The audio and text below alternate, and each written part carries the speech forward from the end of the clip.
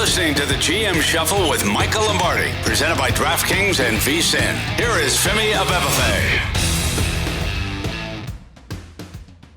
Welcome to another edition of the GM Shuffle with Michael Lombardi, presented by DraftKings and VSiN. I'm your host, Femi Abebefe. As always, make sure to subscribe, rate, and review wherever you get your podcasts. Our producer, Elliot Bowman, with us on the ones and twos on this Overreaction Monday. Michael Lombardi, or shall I call you five-game Michael, after what we saw yesterday, ridiculing me all preseason, and there he is talking about football watching heaven. How we doing, buddy?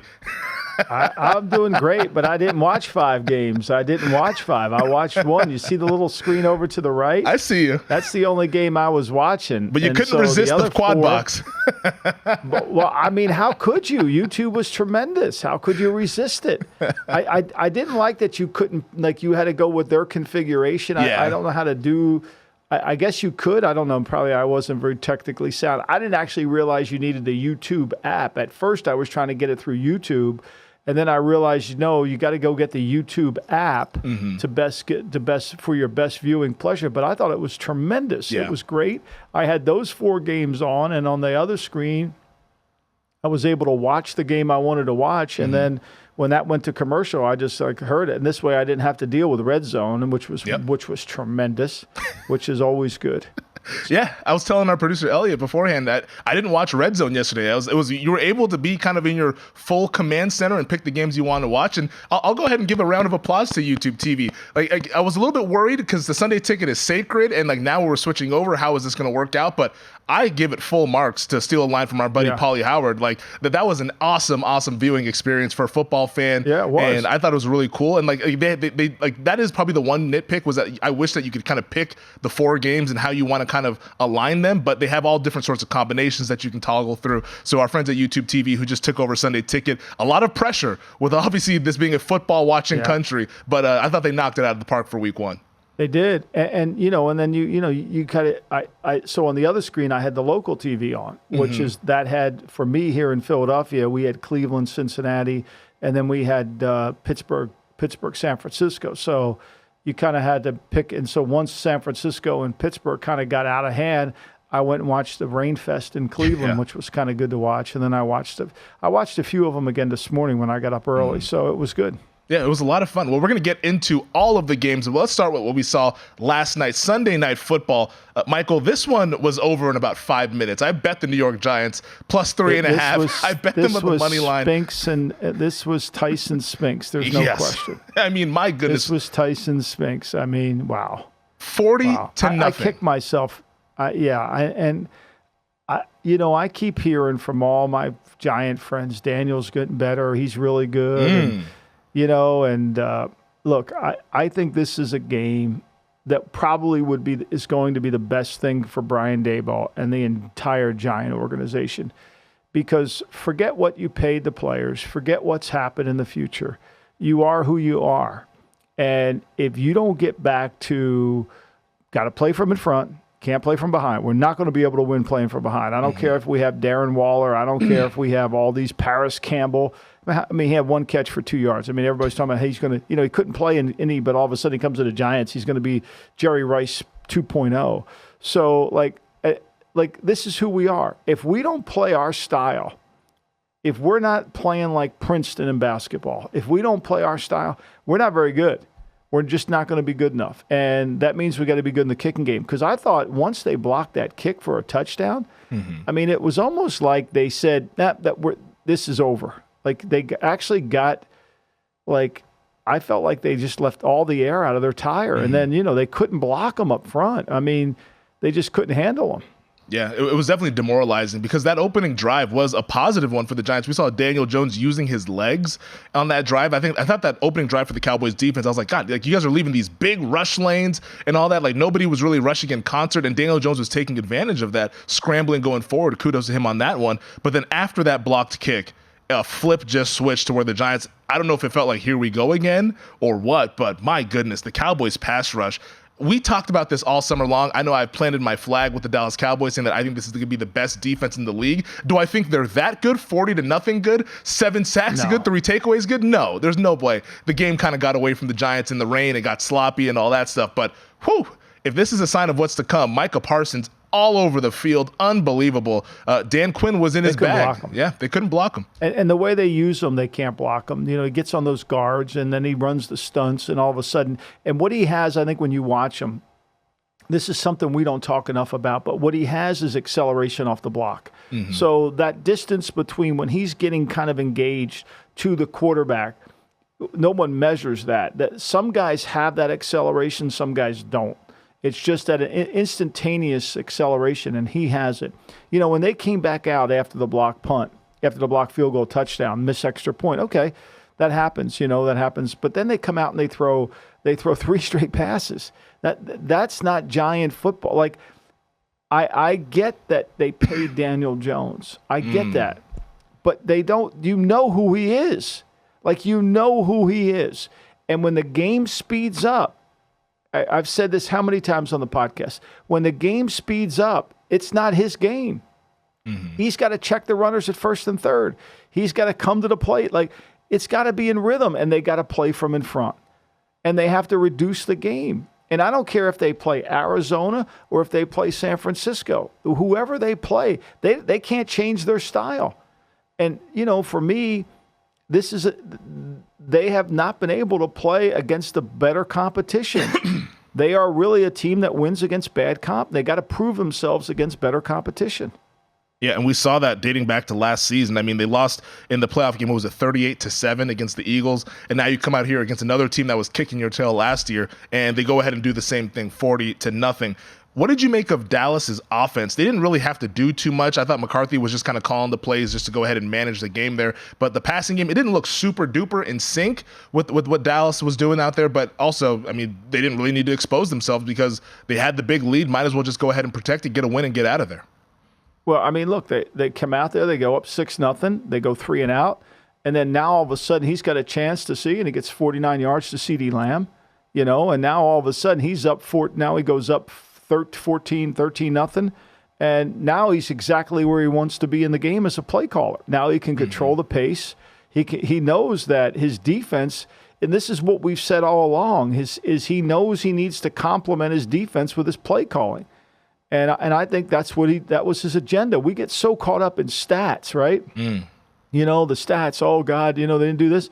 He's 3 for 4 in the red zone, which is what he has to do. They don't turn the ball over. They limited the amount of penalties they've had.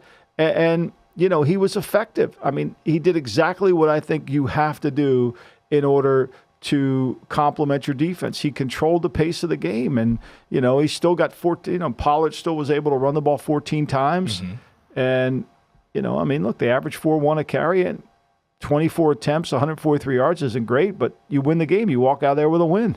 Yeah, 1-0 for the Dallas Cowboys. And we even got to see a little bit of Cooper Rush out there with the Cowboys and Deuce Vaughn and the crew once the thing got really out of hand there. I'm going to keep saying this. Mm-hmm. For every young coach out there, for every head coach, anybody who listens to this podcast in coaching basketball, football, there's really only one person on the coaching staff whose job description says winning. Everybody else's has roles, and the roles are get first downs, get points, stop first downs, stop points, turnovers. The head coach is the only one who can control the pace of the game because he's the only one who controls winning.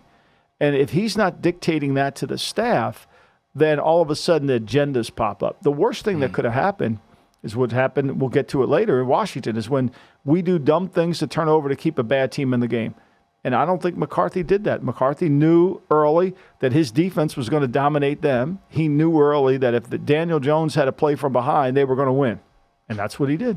Last thing on this game, what did you make of Daboll and the Giants leaving Daniel Jones in that game in the fourth quarter where, the protection, he was just getting killed at that point. It's a 40-point game. I don't think you want to see that for the guy that you gave all that money to getting smacked around in a game that's over. They're trying to work their way through it. I mean, he got him in the mess. Why shouldn't he be left to clean it up? I mean, he created the mess, with what he did. So, look, I mean, we've talked about this. The Giants, Evan Neal, their first-round pick, doesn't play very well. Yeah, let's be clear here. I know everybody, Joe Shine, everybody, he's the greatest GM in the history of football. That right tackle don't play very good. Mm-mm. We got to get better. He's going to it's either coaching or it's the player. What is it? He's got to get better. They got to improve, and their inside guys, they've got to improve. And the kid, the young snapper from Minnesota, he snaps that when they're driving and he snaps it over their head. And that creates one problem, always creates the problem. Everybody focuses on the missed field goal, but the bad snap created the missed field goal. Now it's a longer field goal, all that. Look, the one thing for the Giants, it's week 1, it's early. Yeah. Right? You forget about it. But what I think it comes back to, and it always will come back to this no matter what profession you're in, the main thing is always the main thing. And when you start to think you're somebody different, this is why when people ask me with the new book, they say, what's the similarities between Al Davis, Bill Belichick, and Bill Walsh? And the answer to that question is they all focus. They have this incredible ability to focus on what is really urgent, what's important, and what's the main thing. And if you're Brian Daboll, your focus has been, we're going to make Daniel Jones a little bit better. Bing, bada boom. No. Let's get back to doing who we are. And all these ideas we've worked on in this offseason, at the end of the day, they're losing our focus. Yeah. Well, I'll just leave this last note. The last time the Cowboys won the Super Bowl was 1995. That year in week 1, they beat the Giants 35-0 in prime time. Just saying. That has nothing to do with the price of tea in China. I mean, I hate those stats. If I would have said that stat to Al Davis, I would have gotten I wish I could bring him back and you could do a pod with it. Maybe that's what we should do. We should do a pod and I'll play out and you play that. And then watch you get your ass ripped. You would walk out of there bloody. I mean, Vito Anafirmo would have nothing on your ass. I mean, it would be brutal. It would be brutal. Oh, that stat is meaningless. Those players are dead. That was the last time they were in it. Whoa, are you trying to kill off Troy Aikman and Emmitt Smith? Come on, what's going on? Oh, okay, I'm sorry. God, jeez. I think Aikman's I do like that commercial. Did you see that commercial with Jerry Rice? He's got to put his. I love that one. That was pretty good. I did not expect that in my first week of week 1. Speaking of Jerry Rice, his old team, the 49ers, boy, they look pretty damn good in the Steel City, just destroying Pittsburgh. Got that one wrong. Well, yeah, I got that one wrong. I got that one wrong as well. Playing Pittsburgh in the contest, yikes. The Niners beat the Steelers 30-7. We'll break down that game. We'll break down the wild game in Hollywood between Tua and Herbert, Dolphins, Chargers. Then, of course, we got to talk about my guy, Justin Fields, coming up next here on the GM Shuffle.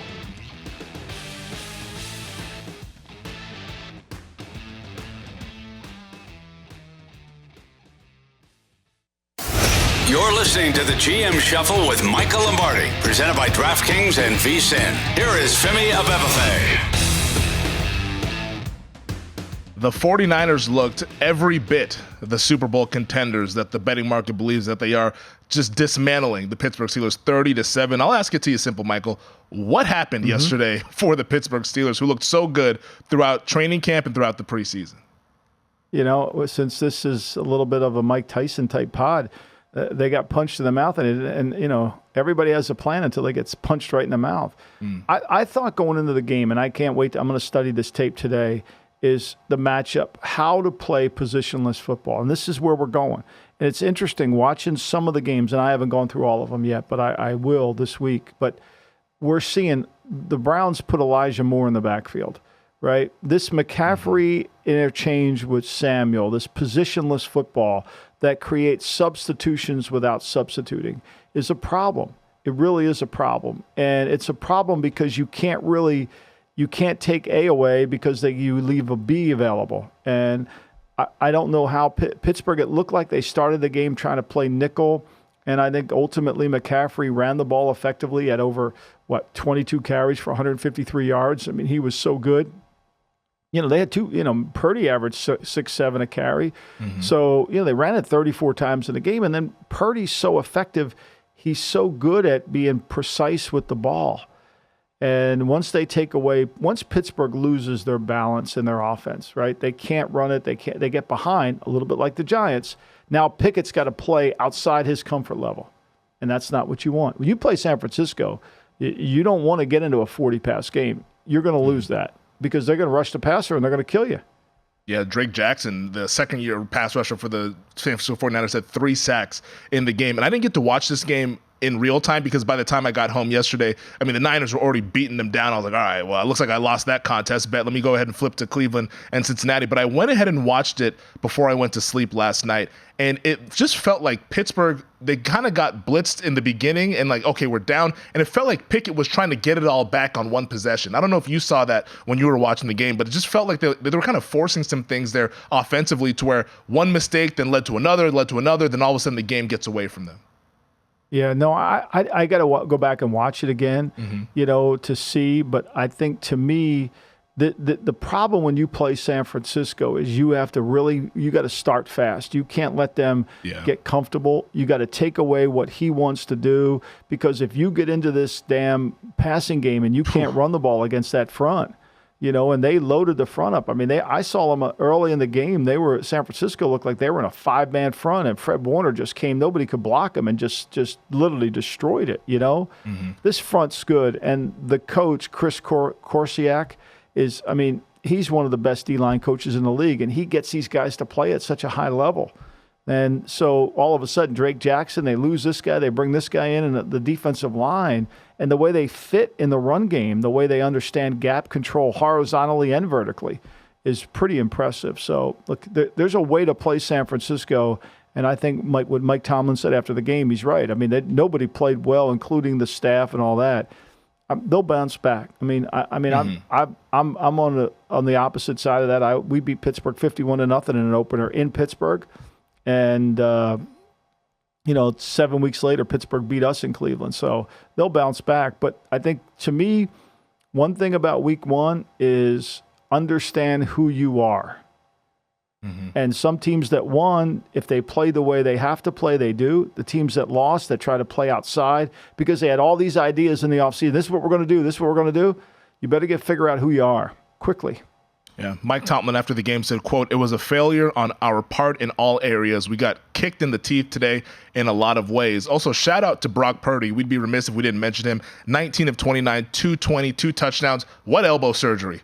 He looked pretty damn good in that game. They're executing the offense, extending plays, doing stuff off script, and finding, him and Brandon Ayuk have an impeccable connection. Ayuk going 8 for 129 and 2 TDs. Purdy looked every bit the part of what we saw last year, to where maybe this is not going to be a Cinderella story, then he turns into the pumpkin. This guy might be for real. Yeah, I think he is. And what makes him for real, too, is every week Kyle tunes him in. Sometimes when you watch guys in preseason, they're trying to run the playbook, right? But when you get tuned in to who you're going to play and how it's going to come out and what you have to do, and you're coached on the defensive scheme first, understanding the scheme, not understanding your plays, you execute better, and that's what Kyle does. That's what McVay does. That's what all good offensive coaches do. They explain the scheme better, and then that gets them to the understanding of how the play fits and all those things. Well, speaking of scheme, how about the points that we saw in Los Angeles yesterday? Dolphins beat the Chargers 36-34. Your man Joystick was out there going at it with Justin Herbert. Their run game was actually really impressive. They ran all over the Miami Dolphins. Maybe they didn't stick to it enough. They had about 200 yards on the ground there. But Tua to Tyreek, the connection that was so explosive last year, picks up where they left off. The fourth all-time passing yards in the season opener for Tua Tagovailoa, 466 passing yards. Tyreek, 11 catches, 215 yards, 2 touchdowns.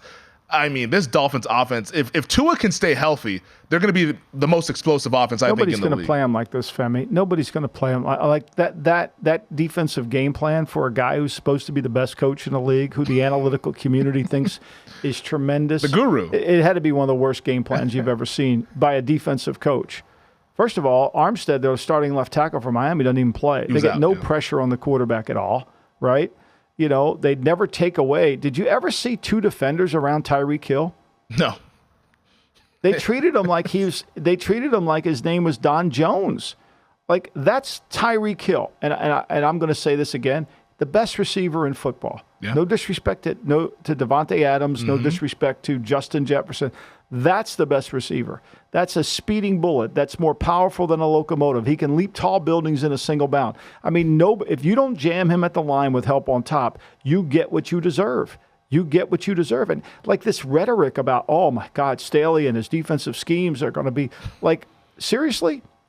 I mean, I thought, I was on Miami in this one. Mm-hmm. I mean, everybody said, well, they still scored. I think it was a misleading game. I mean, because if I can hold Herbert to 33 attempts and only get 228 yards, I got a pretty good chance. Now, what I think Miami did a horrible job with is in the red area. They were 4 for 5 down there in the red area. If they would have made them kick field goals, this stat sheet would have looked a lot different, and we would have seen it in a different light. Mm-hmm. I mean, think about this, Femi. The Chargers averaged 9.9 per completion, and Miami averaged 16.6 per completion. That's absurd. I mean, where's the 7 yards? I mean, that's the key. And when are you going to decide? Like, at some point, when are you taking away Tyreek Hill? Guy had 15 targets, 11 catches. I mean, when are you going to take him away? When are you going to say, okay, Smith, you beat me. Berrios, you beat me. Somebody else beat me. I'm going to double this guy. Yeah. I mean, it has to be one of the worst coaching jobs. I mean, and it continues. And, when they lose Mike Williams, they lose their downfield passing game. So now, what are they going to do? We said, Lombardi, you told them they need to run the ball more. They ran it 40 times. Okay, great. They had the 55-yard bust out. That was great by Eckler. But at some point, you got to make explosive plays in the passing game as well. And was there ever a game more available to win than that game? As bad as they played on defense, they get the ball. Classic joystick here. They get the ball, right? Mm-hmm. They get the ball. Now, he's the best offensive coordinator in all of football. I mean, we can just go watch any one of the videos, and we can sit and watch tape with them again. Baby Walsh. He can go over it all for us, right? They get the ball with 1:45 to go in the game. And, they start the drive. He gets 10 yards. And then all they need is a field goal. They win the game. All they need is a field goal. All they need is a field goal. They end up 4th and 12 and get sacked. Now, where's your, and he's got 2 timeouts left. He's got 2 timeouts. Now, the best play callers in that situation, you've been moving the football. Where are you? That game was put on a lap for the Chargers. The guy missed the extra point. Yeah. It was, if you had the Chargers if you had Miami and you took the 3, that missed extra point was the greatest thing you could have ever had in your life. Yep. And right? Am I right or wrong? No, you're right. Yeah. Because now they're playing for the field goal. Nobody's interested in, because you can't give the ball back to Miami again. You can't. I mean, even if the kid would have busted, Keenan Allen would have broke through, he would have had to land on the 2-yard line and lay there. Because you can't give the ball back because since we're not going to double Tyreek, we can't give him the ball back. Yeah. And what stands out to me, too, with this Chargers defense is that Miami put up 36 points and they had all those explosive plays, but Miami was also turning the ball over in the red zone. I mean, the opening drive of the game, Tua fumbles the snap inside the 5-yard line. Chargers get a break there. Later on in the second half, Tua throws the interception in the end zone, forcing the ball down there, and they still put up 36 points. Like this could have been 45-50 if Miami was executing on all cylinders. Every week I go to the big play sheet. I mean, they filled up the big play sheet. I mean, what's the rule of playing sound defense? Don't give up big plays. Mm-hmm. Don't give up big plays. We got to play it, keep the ball in front of us, get it to the red zone. Even if we give up yards, we're not going to give up. I mean, they got the play sheet is enormous. I mean, the 10 longest plays for the Miami Dolphins. It went from 47 down to 22. There were 9 of them. There were 9 of them. So, they had 2 35-yard plays. They had a 30-yard play. They had 4 plays over 30 yards in the game. I mean, you're telling me you're a great defensive coach? I'm sorry, but I know he's part of the analytical community, and you're not allowed to say a bad word about him, and I get that. But judge this. And, we measure teams by their ability to do what they have to do when the game is on the line. So my point of that is when you have to throw it, and can you throw it? And that's my example. Okay, Kellen Moore, we got the ball, 145, winnable game now. We got the ball at our own 25. All we need is 40 yards. We're going to win this son of a bitch, right? Mm-hmm. We got 2 timeouts. We got all the time in the world. Okay, we start off with a 10-yard pass to Everett. Great. Now we got the ball at the 35. Okay, the clock stopped. Herbert's intentional grounding. Bet. Mm-hmm. Then we get sacked. And then we get sacked again. I mean, seriously. It reminds me, Brandon Staley, it reminds me of the scene in Office Space when corporate comes in and they're trying to figure out who to lay off, and they say, what would you say you do here? Because if the defense isn't good, what are you doing here? Like, you're not managing the game well. You're not making sure your coordinator's dialed in. What is it exactly that you do here? It remains to be seen as the Chargers start the year 0-1 and go ahead and blow another game. He's the best coach in the league. He's the best coach in the league. By whose numbers? Not our numbers. All right, we'll get to Eagles, Patriots on the other side, and of course, Packers putting the beat down on the Bears. This is the GM Shuffle.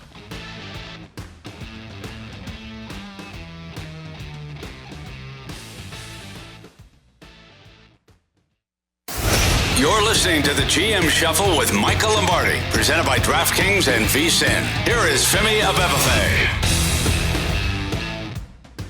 All right, before we get to Eagles, Pats, and Packers, Bears, Michael, what stood out to you in the Battle of Ohio with the Browns putting the clamps on Cincinnati 24-3? You know, I think that was an interesting game. First of all, the weather was really made the fields kind of a mess and sloppy, you know, so it was challenging to really see. The quarterbacks had a hard time holding the football. But what really struck me in this game was Kevin Stefanski's, you know, three things. He put Elijah Moore in the backfield, tried to get him the ball, move things around, did a good job of alternating the carries between Ford and had Chubb healthy for the fourth. Chubb's so good, right? But there was this play in the game, and I want to say it was in the third quarter at his own, I want to say it was at his own 35. I mean, typically he would have gone for it last year. He would have easily gone for it. Mm-hmm. And he punted. Which was shocking, right? You know, and he punted. And, you know, and I thought I think now he's growing up. I think he finally figured it out, right? He had an opportunity there, and he made the right decision because he was watching the game and he was watching his defense dominate the Bengals. I mean, they couldn't really run it that effectively. Burrow had a hard time throwing the ball, and the offensive line struggled to protect. I mean, they moved Myles Garrett over to Jonah Williams, which we thought would happen, and you know, punting there was a good play. In the past, I don't think he would have punted. I said to myself, "Oh my God, he's not. You know, he's really grown up." Yeah, I mean, that Browns defense, you've been highlighting this all offseason long about Jim Schwartz and the addition to that coaching staff. Well, all they did was they held the Bengals to 6 first downs, 2.6 yards per play. Joe Burrow, 82 yards. Not in the first half, the entire game. 14 of 31, 82 yards for Burrow. It was a complete shutdown of what we believe will be a high-powered offense at some point this season. But for week one, boy, the Bengals got embarrassed in this one against their rivals in Cleveland. Yeah, they never had a drive longer than 7 plays. They never had a drive long. They had 15 drives in the game. That's insane. Never had a drive longer than 7 plays, and they only got only one drive of the 15 got first downs and got 2 first downs on it. Only one drive got 2 first downs. So, you know, they had them. Now I think the weather was both quarterbacks struggled throwing the football in the game, but Cleveland's offensive line, even though they lost Conklin, they put 79 in there. He played really well for them. So, like, they're going to miss Conklin. He's a good player, but they're going to overcome that. I thought they were good. I thought they played really well, and they played smart. I mean, he was watching the game. He saw his defense dominate. Why not play to it? And once you got a 16-3 lead, you know, why mess with it? They're not going to score 2 touchdowns on us and beat us. We're going to play good. We're smart. We're not letting anybody run free. They played physical. You know, look, the Bengals got, you know, look, don't they have Pittsburgh coming into town this week? No, Bengals host the Ravens. The Ravens, that's right. I knew it was going to be. I knew the North is playing each other. Yep. Yeah. Cleveland's playing. Yeah, Cleveland goes to Pittsburgh. Cleveland goes to Pittsburgh. Yeah. So we'll get the AFC North clash. I believe that Cleveland-Pittsburgh game, I think, is next Monday night. So that'll be a part of that Monday night little like staggered doubleheader thing that they got going on with Carolina and New Orleans as well. But the game that I thought was built out of the Sports Talk Radio Lab, and I was tweeting about this one yesterday afternoon. Femi Twitter was out. I saw Twitter. Him. Femi was out, man. It was, you know, it's been a while. I didn't see much Femi Twitter when the Bears game was going on, but we'll get to that. We'll get to that. I wanted to save those takes for the podcast. We don't want to give everything away over on the apps. But the Patriots and the Eagles get by 25-20. This is a game where I thought that the Eagles were gettable in this one. And if the Patriots did not have those 2 first-half turnovers, which led directly to Philadelphia points. Don't want to take anything away from Philadelphia. They won the game. Kudos 1-0. But New England kind of got behind the 8 ball with the pick 6, the Ezekiel Elliott fumble. Almost come back, though. Tom Brady Day, it was a lot going on at Foxborough, but a fun game nonetheless that had an interesting ending with the 2 fourth-down attempts there at the end for the Philadelphia. Then, of course, with New England, with Keyshawn Boutte stepping out of bounds. Yeah, I mean, just didn't drag his foot. I mean, look, you go in the game, you throw it 54 times against Philly. It's not going to work out for you. It's going to be a problem. I thought it was amazing for New England. To play that game and to basically – give up 2 sacks in the entire game. And you're behind 16-0. And you got 2 starting 4th-round guards playing inside. And everybody's making a big deal out of Carter, and he's a great player. But, Jones had time to throw the football. They got behind. It's his own fault. They throws the interception. Then they come back and fumble on the next play. And then they go 3 and out. And then finally, by the end of the second half, they get it to 16-14. Look, we knew New England's good on defense. I think there's no question they did. They helped Philly to 251 yards. Now, the weather was a factor too. But, again, the same thing we talked about. They can't turn the ball over. I mean, they did things that you can't do, that a Belichickian team can't do. They had 7 penalties for 50 yards. They had the turnovers. They're 3 for 5 in the red zone. We got to be better in that area. But, it's early, and I think this is a team, and I've said this all along, they're going to get better as the year goes on. And that defensive front's good, and they got way more speed on defense than I think anybody thought they did have. I think they have way more speed on defense. They created a problem for Philly. I mean, Philly had 13 possessions in the game, and their opening one, they went 14 plays. They made a big play on they got the ball in New England territory. And then, the second half, they only had the ball once in the third quarter, and they kicked 3 field goals in the second half. Yeah, New England outgained them, not just in total yards, but also in yards per play. It was 4-9 for New England, 4-1 for Philadelphia. What did you make of Sirianni's decision there near the end of the game there on 4th and 2 to go ahead and go for that one and try to close the deal there? Because he gave the Patriots, who had no timeouts, a short field and could have potentially won the game with that drive there at the end. Yeah, I didn't agree with it, and I'm sure he said I wanted to win the game here, but I don't think he thought, I mean, look, they've been so good in those situations. I would have punted it and said, Mac, you try to go down the field and beat me with a touchdown. I think that was better odds because, they had a chance. I mean, New England had a chance to win that game. It was very winnable. Yeah. You think about it, New England held Philly, explosive offense. The longest play Philly had all day was 23 yards. 23 yards. Yeah, I thought it was a really impressive performance by the Patriots defense there. I didn't bet the game, but I felt bad for the people that had Patriots +4, +3.5. I was like, you should have covered that one. Kind of felt bad for those guys. Yeah. I don't think they got I don't think they got just due. You can't feel bad when you turn the ball over. That's your own fault. You fumble, self-inflicted. He throws a bad interception, and so that as Belichick would often say, we deserve what we get. You got to avoid losing first, and they have to correct this. They have a better team than people think they do. And if those guards can continue to develop and play, I mean, they started Calvin Anderson at right tackle. I mean, this was a makeshift offensive line that kind of had to come together. Michael Owanu didn't play this, because he wasn't ready to play. Cole Strange didn't play. So the 2 starting guards weren't in there, and the starting right tackle was a new player. So there's a lot to like about it, but they got to close it out. And then, that Devontae Parker would miss the game too with a knee. I mean, think about it. Bourne was their leading receiver. Yeah.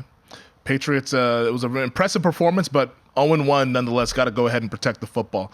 All right, let's get to Chicago, Michael. The Green Bay Packers beat the Chicago Bears 38-20. I see the smirk. You're trying to fight that smirk back. I see you over there. Jordan Love in his. Let's leave the quarterback out of it. At some point. Yeah. When did the Bears demonstrate that they were good on defense? Let's just talk about the Bears on defense. Atrocious. I mean, they're not any good on – I've said it all summer. They're not very good on defense. They don't have elite talent on defense, and they play a simple scheme. And they have a quarterback who turns the ball over. Yeah. I mean, let's be clear. He turns the ball – he's a turnover. I mean, he had 2 more yesterday. The fumble was atrocious. Can't happen. The interception was worse. I mean, watch the interception. Yeah, the interception was terrible. Yeah. I mean, he can't play from behind. He's a running back playing quarterback. I don't care that he had 200. He's 37 attempts for 216 yards.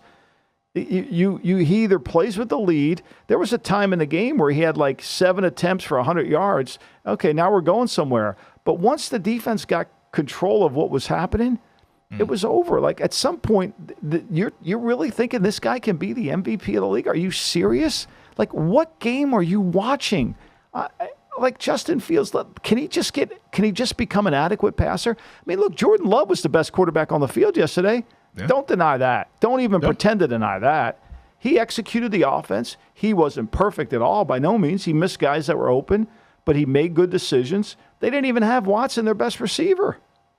Yeah. No, I'm not denying Jordan Love. I mean, this has been the official podcast of the Green Bay Packers all offseason. We've been saying that they're better than people think. And on the Chicago quarterback, because the mentions were on fire yesterday afternoon. People wanted to hear my take on Justin Fields. So I'll just put it briefly. Let me hear it. Defend him. Get your barrister cap on. Let's hear it. Let's hear it. Come on. Get that white hair in. The wig isn't coming on today. And in fact, it's more disappointment. I was disappointed in what I saw from Justin Fields. You need to see more? And all right, settle down. All right, settle down. But I thought he was bad. He was bad. The passing game was disjointed. There's no defending what we saw there. The reason why I highlighted that fumble, because that's when the game was still in reach. The interception, horrible decision. He was probably trying to do too much at that point, but he was staring the receiver down. Quay Walker made a great play. I mean, he didn't have to make a great play. He just stood in the passing lane and picked it off and ran it back for a touchdown. See, this is what people don't realize about what people don't realize about playing quarterbacks like Justin Fields. Everybody thinks you should play man. No, you shouldn't. You should play zone because his head is going to lead you to the football. Yeah. And all of a sudden, there's going to be a posse of people around the ball. All Walker did was just watch it, read his eyes. Yeah, he just stood there. You can't run drop back with him, Femi. You cannot run drop back pass with him. He's an option quarterback. And so when you're behind, look, the guy had 9 rushes for 59 yards. He's the leading rusher on the team.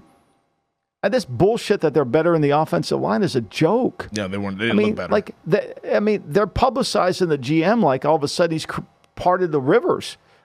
Are you kidding me? This is not a talented team. This is 2 drafts away from becoming a good team. Yeah. No, it was really bad. And there was no defending it. I'm not saying that I'm going to go ahead and give up and sell all stock. That's not what I'm going to say here on this day. But as it pertains to what he did in week one, it was bad. Your boy probably on the worldwide leader. I'm sure he could find a nice nugget in this that he could sing his hat to why he should be the MVP. I mean, can't we just let the kid become a better passer before we start talking about the MVP? That's fair. No, you got to throw the football. And when you get behind in games, you got to be able to throw it effectively. Yeah, it was atrocious all around for the Chicago Bears. And the Green Bay Packers, awesome performance, 38-20. They did what they had to do down there without Christian Watson, who's their wide receiver 1. Things are looking up for the Packers. They sent Rodgers to the Meadowlands. We'll see him later tonight. But Green Bay's got something good going with that young group on offense, and that defense played really well, opportunistic on that side of the ball. We'll get to the best of the rest from Sunday on the other side and preview Monday Night Football next here on the GM Show.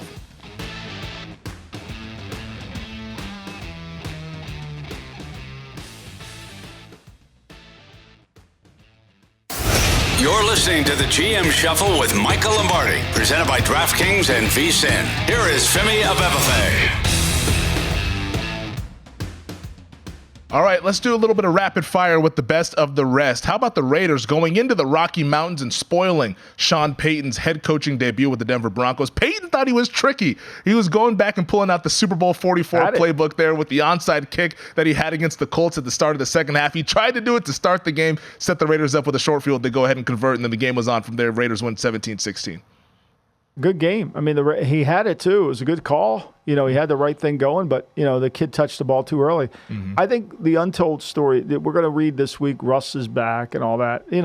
Russ played effectively, threw a lot of completed passes, but better. But I mean, you got to throw the ball up the field. You can't. You're not going to win games by 1,000 paper cuts. And so, when you look at the stat sheet, what's he got? He's got, he's 34 attempts for 177 yards. Yeah. The longest play was 21 yards. You got to throw it up the field. Now, maybe the receivers without Judy in there, I get that. But, the running game was good. I mean, Williams was hard to tackle. The Raiders were having trouble. But the Raiders took this game over. They got, Garoppolo wins. And his toughness really promotes the team. You could see it, right? So they get the ball. They're down. They go down 16-10. The Raiders stop them. Sean kicks the field goal. He has to kick the field goal there to make it a touchdown, but you kind of knew that 3 points wasn't going to be there. and they go right down the field. They score. They make it 17-16. Broncos get the ball back 3 and out. Now 5 minutes to go in the game. The Raiders close it out. Garoppolo scrambles on the 3rd and 7 to put the game out of reach. You know, he had Hunter Renfrow wide open in the corner of the end zone, but he ran with it to get the first down and keep the clock going. So that's a big win for the Raiders. Jacoby Myers was big in the game. Yeah.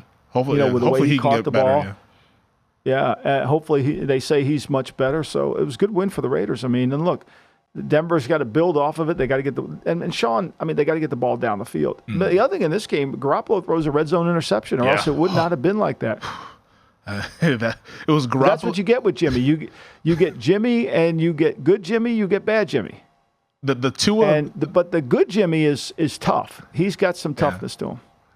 The Tua end zone pick and the Jimmy end zone pick were within about 5 minutes of each other, and I had bet on both teams, and I was going absolutely insane. But luckily, both guys were able to pull out the victories. We win the bet. How about the Rams? You were on this one all week long, and I didn't bet this game. I stayed away because it looked a little bit funny, but you were on it. Rams go into Seattle and put the beat down on the Seahawks, especially in the second half, winning it 30-13. Yeah, look, I think we don't spend enough time talking about the coordinator matchups, right? We don't spend enough time talking about how coaches kind of can influence the game through their play sheet. And you just knew this one was, I didn't think the Rams would win. I didn't think the Rams would dominate the second half like they did against Seattle, but they did.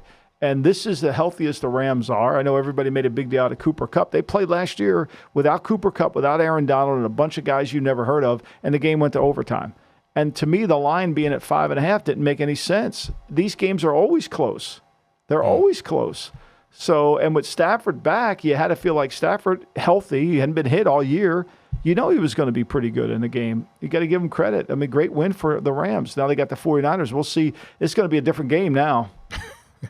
Yeah, that pass rush is coming to town. Yikes. Thursday Night Football, we saw the defending champions lose to the Detroit Lions. Big win for the Lions. Big win for Dan Campbell and that crew there, 21-20. A lot of momentum in Motor City. Should there be panic in Kansas City, though, with the Chiefs now 0-1? Well, I think they need to get. I think they definitely need the receiver. They need Kelsey back, right? Mm-hmm. I mean, we said all year that all summer they averaged 7. Mahomes averaged 7-1. The receivers, our boy Tony, played volleyball out there. Can't do that, right? I mean, they got to get better production from the receivers. I mean, Reed's smart. He knows what he's going to do. I thought it was impressive defensively without Chris Jones to hold that Lions team to 14 points. I think that was pretty impressive. And I didn't think the Lions ever got themselves in rhythm until the fourth quarter when they were able to have, they converted 3 of their 5 third downs in the fourth quarter. They gained 100 yards in the fourth quarter, and they had 6 first downs in the fourth quarter.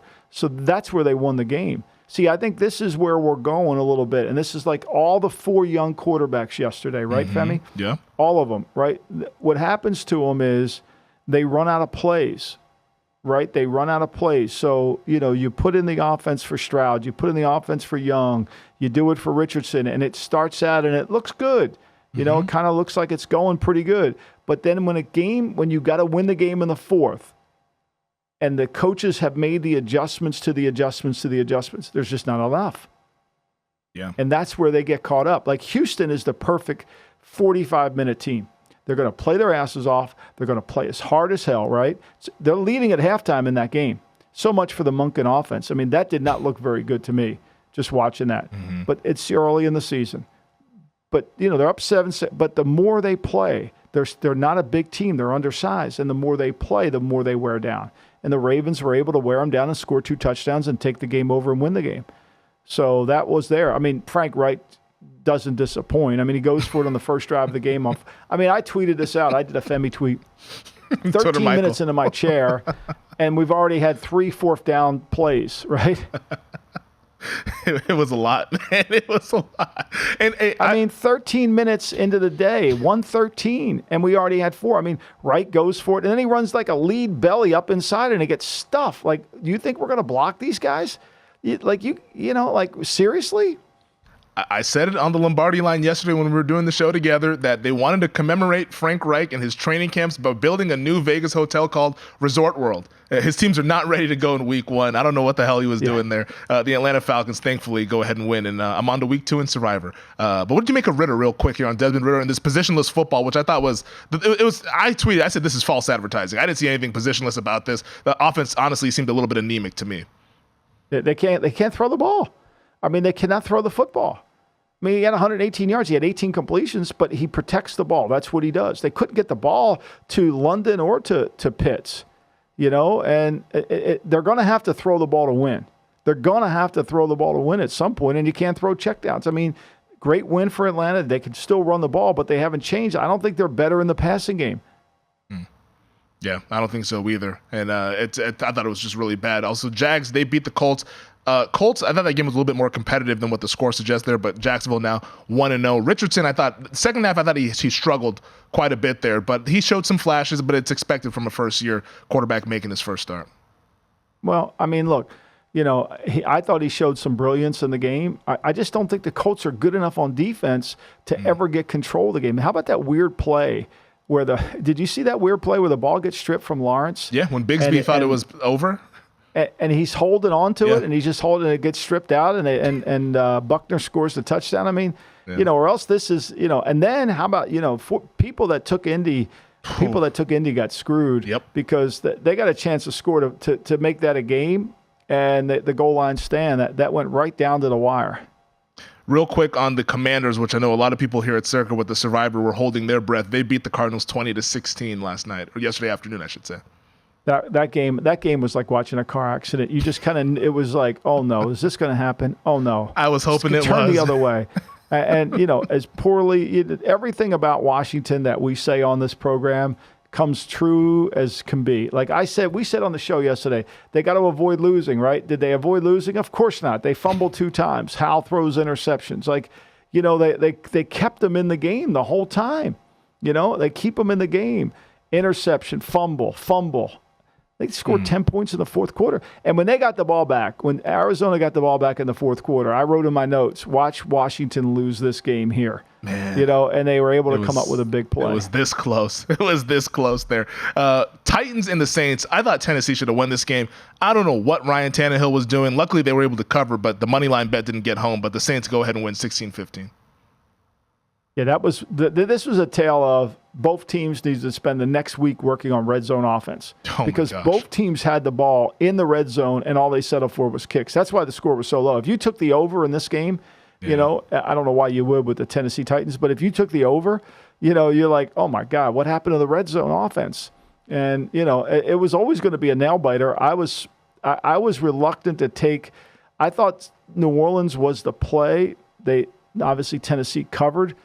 But because I never really liked Tennessee opening day. It's interesting how they're splitting carries, and Henry's kind of not the same feature part to the offense. And plus, they have no skill. I mean, I know Hopkins is a number 1 receiver, but did you see the stat sheet? 7 for a number 65. 1 receiver was in Los Angeles yesterday. That's what a number 1 receiver looks like. He was in Denver yesterday. He was in Minnesota. That's what number 1 receivers take games over.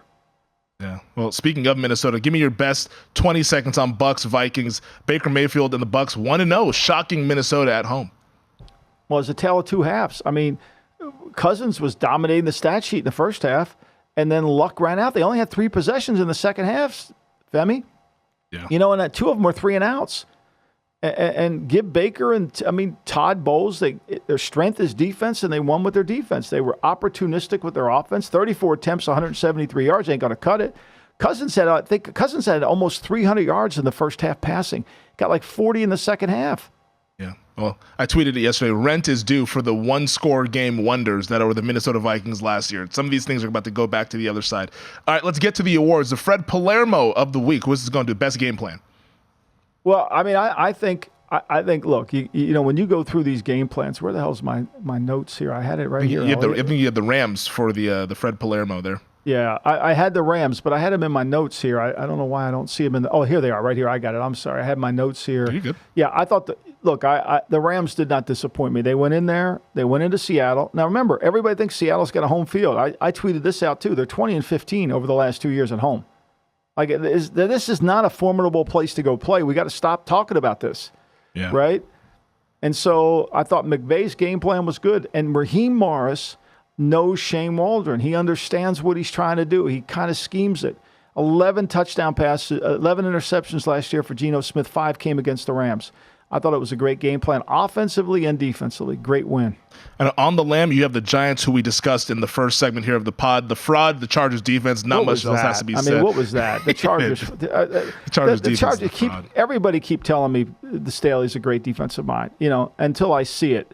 Where was Bosa? Where was Khalil Mack? Two of the highest paid defensive ends in all of football. Did you notice them at all yesterday? They're on a milk carton. That's where they were. If you don't know, now you know. San Francisco obviously is still good, and it is what it is. Tyreek, who you mentioned, best receiver in football. 15 seconds. Who wins tonight? Bills, Jets, Aaron Rodgers' debut. I took the Jets in the 2. I think it'll be a good game. I really do. I think the Jets defense gives Buffalo trouble. Yeah, I think the Jets win this game as well, but we will recap the Jets. Are you tearing how much of the tear on the Justin Fields ticket? Did you tear a little bit or did you tear all the way? I'd like to have a measurement. I'll tell you on Thursday. That does it for the pod. Thank you to our producer, Elliot Bowman, on the ones and twos. Thank you to you, Michael. Subscribe, rate, and review. We'll talk to you guys on Thursday to preview Week 2 here on the GM Shuffle.